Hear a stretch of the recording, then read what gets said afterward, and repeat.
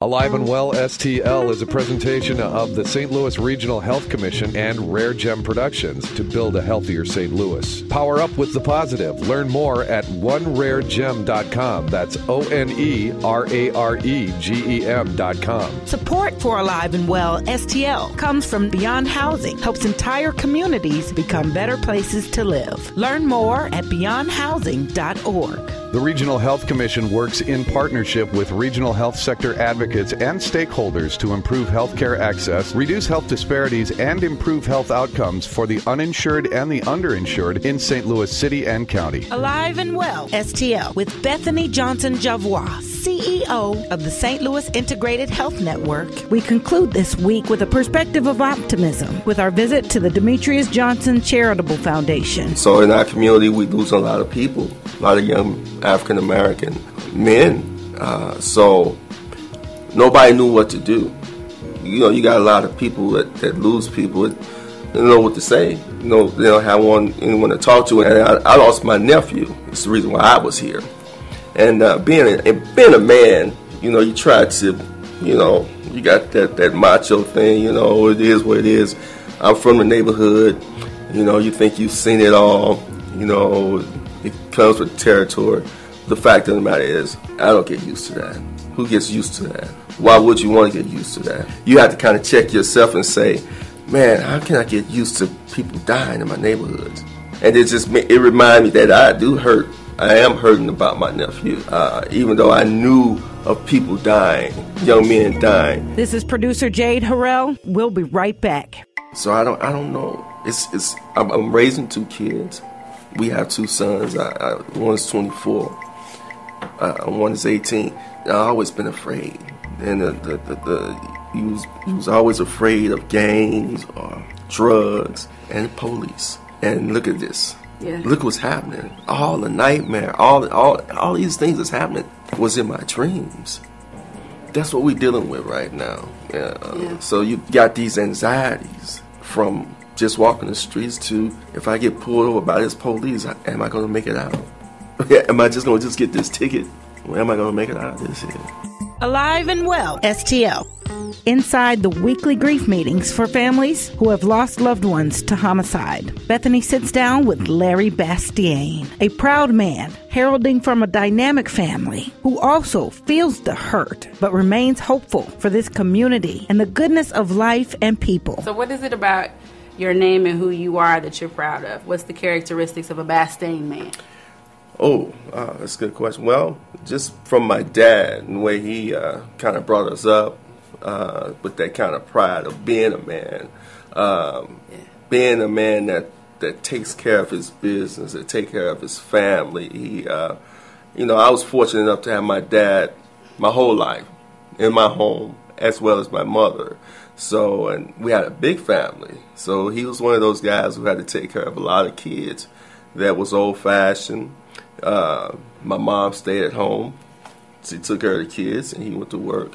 So we kind of old-fashioned in a lot of ways. So, but we try to keep up with a little bit of the times. But we very old-fashioned, my brothers and I. Yeah. Tell me a little bit about how you ended up here where we are tonight at the Demetrious Johnson Foundation. So in our community, we lose a lot of people, a lot of young African-American men. So nobody knew what to do. You know, you got a lot of people that lose people. They don't know what to say. You know, they don't have anyone to talk to in our community because we don't. You know, we got that taboo about going to see people. So this was kind of a meeting place that people felt comfortable. DJ's Community Center, and sat down, got with some people, and people began to talk. Mostly women. And I lost my nephew. It's the reason why I was here. And being a man, you know, you try to, you know, you got that macho thing. You know, it is what it is. I'm from the neighborhood.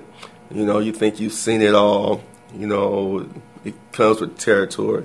The fact of the matter is, I don't get used to that. Who gets used to that? Why would you want to get used to that?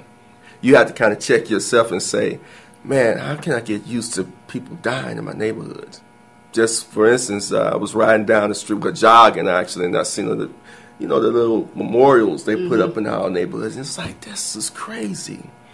So anyway, going back, listening to their stories, it just hurt me so much that they had to go through this here by themselves. That's what really made me sad. Mm-hmm. It kept me coming back, and it reminded me that I do hurt. I am hurting about my nephew, even though I knew of people dying, young men dying. Still, it's not the same when you know of that person that you just touched, that you just talked to, and then next thing you know, he's gone. Because that's what happened. You know, I seen him that day. We spoke a little bit, and one of the questions I always ask him is, "Where you going? Where you headed to?" And he would say, "You know, I ain't going to nowhere." This time he said, "I'm headed up the street." And later on that night, that's where he died, up the street. Up the street. Got that call from my mother. He walked out of the house telling her bye. One of the last things she said was, "Be careful." Then she hears shots. And there he is, laid out in the street. So we just walking into the house, because we live right down the street. And I just hear my mother yell, "They just killed DeMarco. They killed DeMarco." And I got out there right behind the police. And to see that, to know that was him, and to see that white cover, out of all the things I've seen in my life, and I've been in a wartime situation there, so I've been in the military. It's just never. It's not the same. There's an imprint.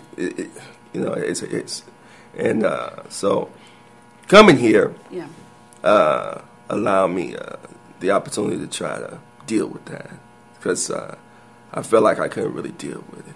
Out of all the things I thought, I'm strong, I'm tough, but that was hurtful, and I didn't know what to do with it, and I think my wife didn't know what to do with me, trying to know what to do with that. So, you know, because you kind of withdraw, because you don't want your wife. You know, you always want to. You know how we want to be. You know, but I don't know how you want to be. We want to be mean. We want to say, hey, you know, I got this. Don't worry, but I can handle it, because you need me to be strong. My mother needs me to be strong. You know. What's that pressure like? Pressure. It's a lot, because you don't know what to do, because you feel alone. You know, because I got brothers. You know, but we all grew up the same. We didn't grow up that, love and hug and things. This old fashioned love. It's like that punch you in the chest kind of thing. And they're trying to deal with the way they know how to deal, or trying to deal with it. I want to ask you a question about that. There's a range of ways. I'm going to make some assumptions and check me on them. Mm-hmm. Women kind of have permission to have more of a range of emotion and expression. You just described, and it sounds to me like men have a certain range: anger, retaliation, violence. And if you reach out for help, the definition of strong and courageous changed. I noticed that.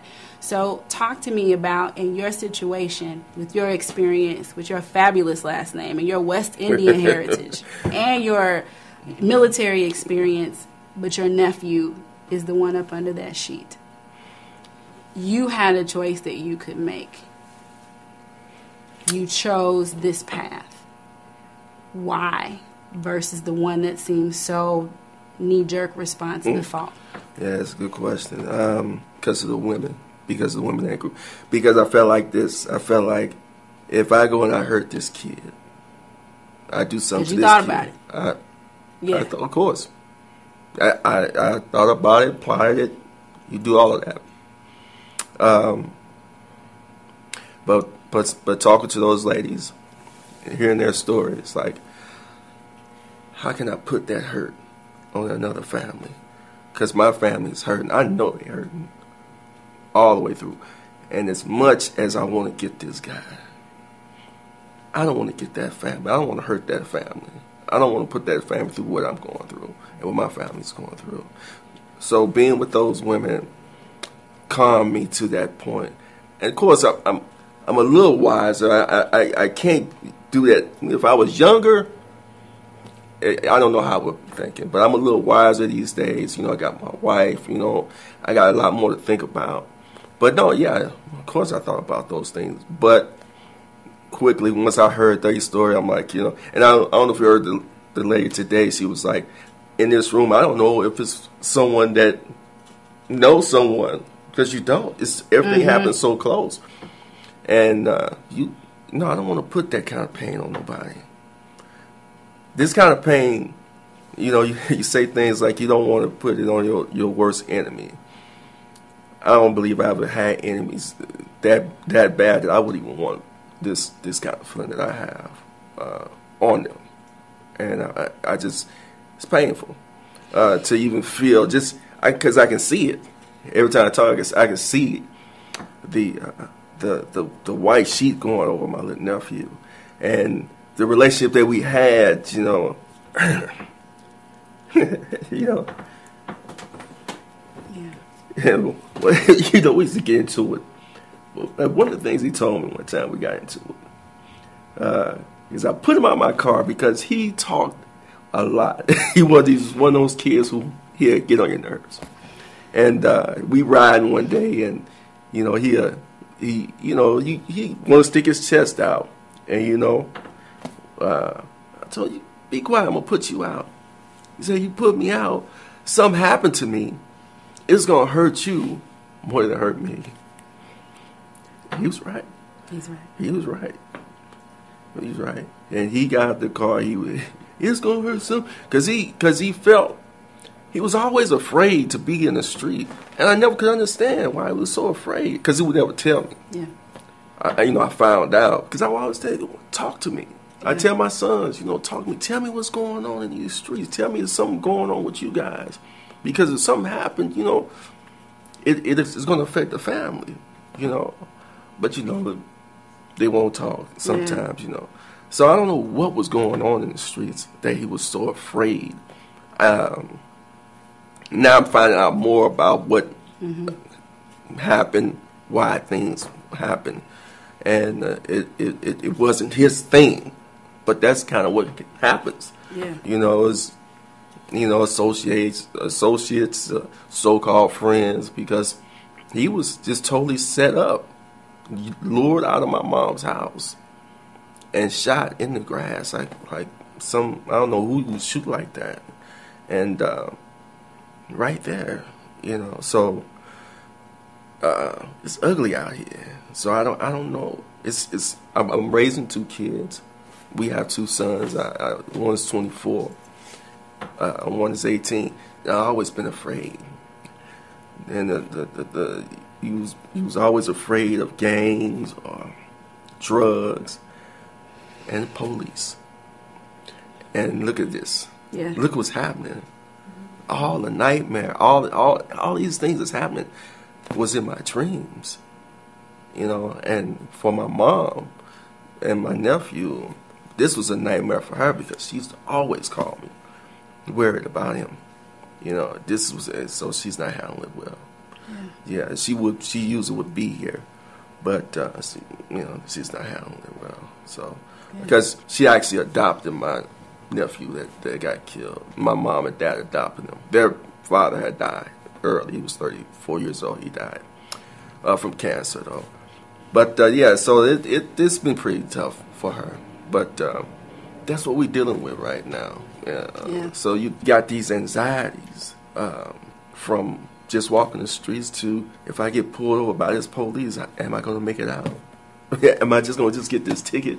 Or am I going to make it out of this here? So it's a lot. I'm going to ask you just 2 more things. Sure.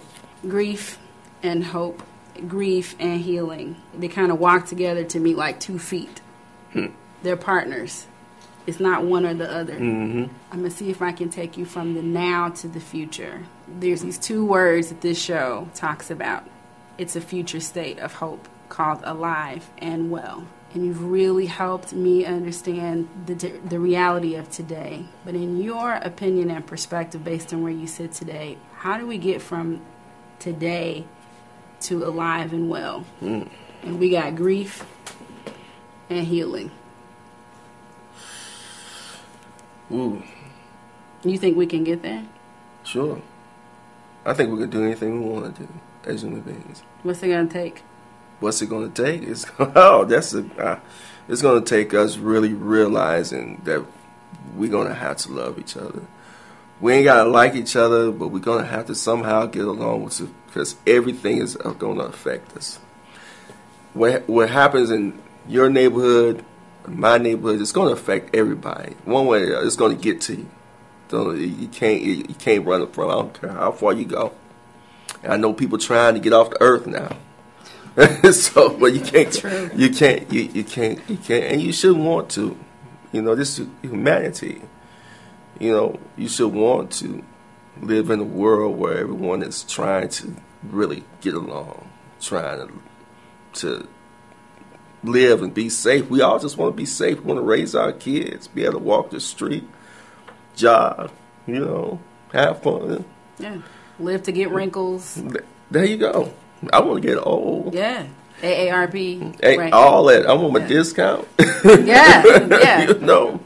But, and I know that could be corny, I don't know, but it seems like it's just that simple. I think sometimes we overthink it. I know it's complicated in some areas, but in a lot of areas, I think it's just as simple as that. It's just us just trying to be more, walk in each other's shoes. I mean, I don't understand why we couldn't even why would we want to just be around just one type of person? Yeah. You know, I want to know everybody. I want to get along with everybody. I want to be able to walk into any circle. I don't want people to be afraid of me either. You know, I get that. You know, when people get that fear. Yeah. I'm like, man, why are you afraid of me? I'm the last person. I know you don't know me, though. But, geez, what can I do about that? Yeah. So, I don't know. I think that's what we have to start with, is just trying to understand each other better. Trying to just understand each other. Because that's what I want to do. I think it would be boring if you just sit there and just stayed in your own little circle. I want to understand other people's cultures. You know, eat other people's food. See how y'all getting down. What y'all doing over here? You know, that's me. So I think start from that. Anything else that you want to add? Because you really said everything. Hopefully, whoever's listening, I hope y'all just feel me and can feel my pain as well as my love. Because I got a lot of love for people. And your love overcame your pain and continues to overcome. So love is stronger than pain? Love is strong. Yeah, love is stronger than pain. And in the great words of Sade, it's stronger than pride. So we're going to set some of that pride aside. You know what I mean? Then we could do a lot of things. But we use love. We use that love in front of that. We'll be okay. But that's where I come from. That's what my dad and my mom taught me. And my wife continues to teach me that too. You know, a lot of love. A lot of love gets you a lot of places. So I guess it got me here to talk to you guys too.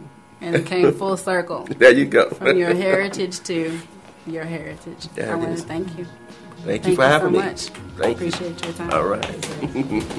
You are invited to join the conversation. If you, your family, or your organization is interested in talking about how we better the well-being of the region, sign up for more information, join the conversation, log on to aliveandwellstl.com, and let's build a plan on how we can work together and improve our overall health and become alive and well. The Regional Health Commission, with Chief Executive Officer Robert Friend Jr., committed to providing a detailed review of change over the past decade in 14 leading health indicators for the city and county of St. Louis. The first decade review of health status report, an update to building a healthier St. Louis. Discover the narrative, the data, and celebrate the progress already made to improve healthcare access and reduce health disparities in our region. Learn more at stlrhc.org. Alive and Well STL is another positive production of RareGem Productions. Thanks for listening.